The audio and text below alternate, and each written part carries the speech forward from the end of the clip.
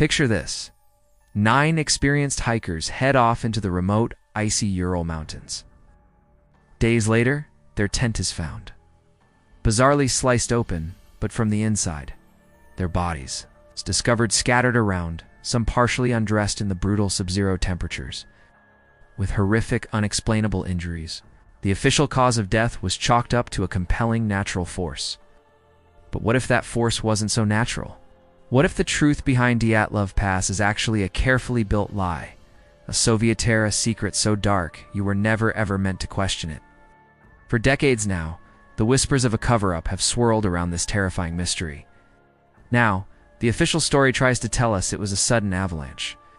In 2019 and 2020, Russian authorities actually doubled down, concluding that a slab avalanche probably sent the hikers fleeing their tent in a panic, leading them to freeze to death.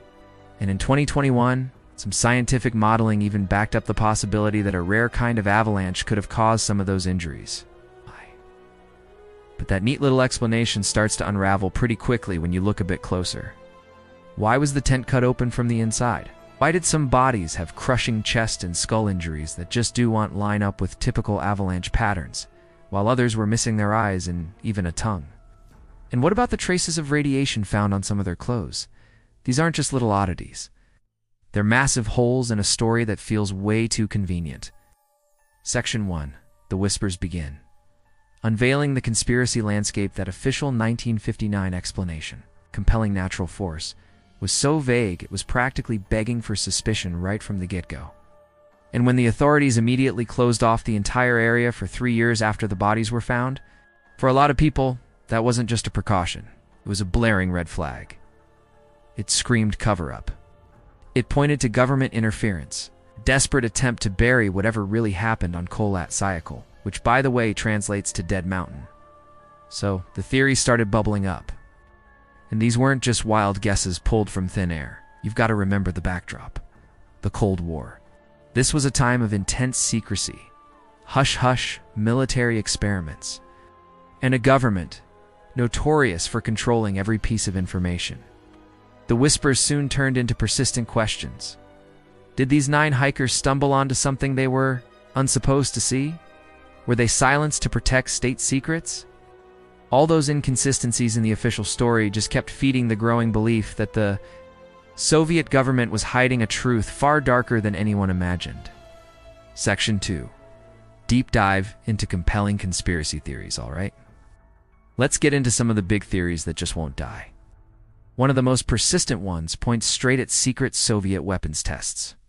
There were unconfirmed reports back then of strange orange spheres or lights seen in the sky around the time of the incident. Could these have been military-related? Some sources even whispered that parachute mines were being tested in the Urals in early 1959, and that radiation found on some of the hikers' clothing, while some try to explain it away as prior contamination, it definitely keeps this theory alive and kicking. Now, there's no smoking gun, no direct piece of evidence linking military tests to their deaths.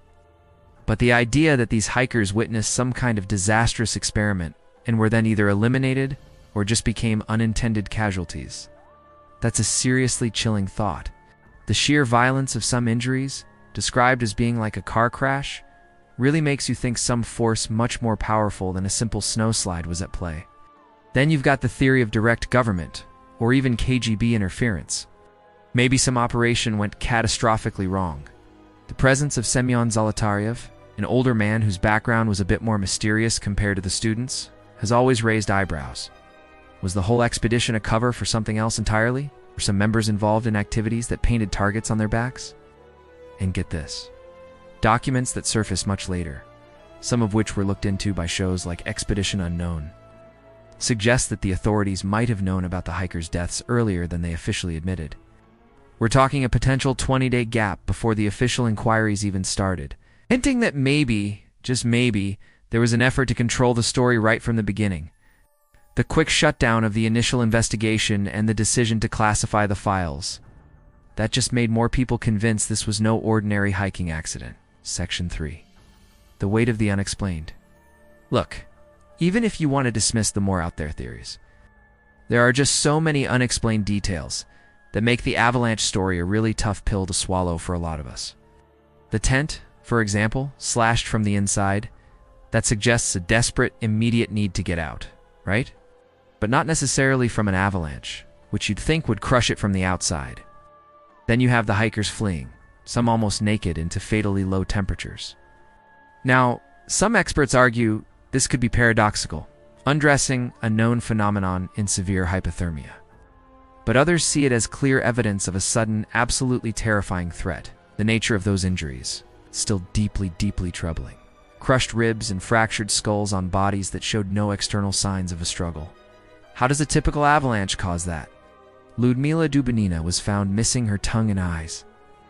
Alexander Kolovatov and Semyon Zolotaryev were also missing their eyes. Now, scavenging animals are often brought up to explain soft tissue damage, and that's fair. But the specifics in this case keep raising questions, especially when some reports hinted that the tongue was removed with an almost surgical precision. The way they left the tent, was it an orderly retreat or a panicked flight? The location of the bodies so far from the tent, with some apparently trying to return. All these details paint a picture that's way more complex than just a sudden, tragic natural disaster. The official story often feels like a carefully placed stone over a deep, dark well of secrets, doesn't it? What do you think really happened on Dead Mountain? Is it just a tragic series of unfortunate natural events? Or is there a more sinister explanation buried beneath all that snow and decades of silence? I'd love to hear your theories down in the comments. And hey, if you're into uncovering mysteries they'd rather you didn't know about, make sure you subscribe. More than 60 years have passed, and the Dyatlov Pass incident still feels like an open wound in the world of unsolved mysteries. Even though recent investigations lean heavily on that avalanche theory, all those unsettling details, the persistent whispers of military tests, and the ever-present shadow of government secrecy just refuse to go away. The facts seem to morph with each new investigation. But the core enigma, why these 9 experienced hikers met such a bizarre and terrifying end, that endures.